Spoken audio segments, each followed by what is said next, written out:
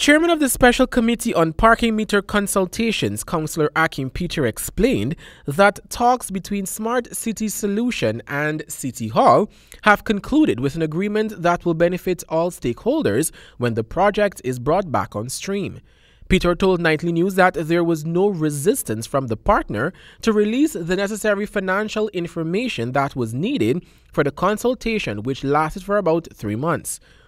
The chairman further noted that the two entities were able to strike an agreement on the fee for parking, which many citizens protested and demanded a reduction. They have agreed to the fees that we recommended. I can safely say that the fees were lowered more than 40% than what that we met at the beginning of the negotiations, and also that the fees are now VAT inclusive. That every fee VAT will be included in it and not added on subsequently as it was before. The stakeholders were also able to address several clauses in the contract, especially those pertaining to legal settlements. There are some clauses in the contract as it pertains to arbitration and all these different things. Were those things sorted out between City Hall and Smart City Solution? Yes, we have addressed those clauses. And those clauses were amended to give the city a much more better standing as it relates to a partnership in the contract and as the client of the concessionaire. But there was one part of the contract that will remain the same.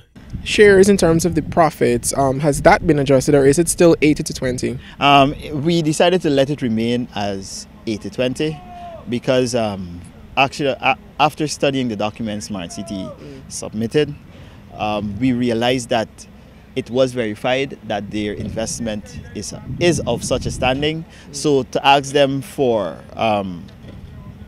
more than 20% at this point in time, it's quite unfair.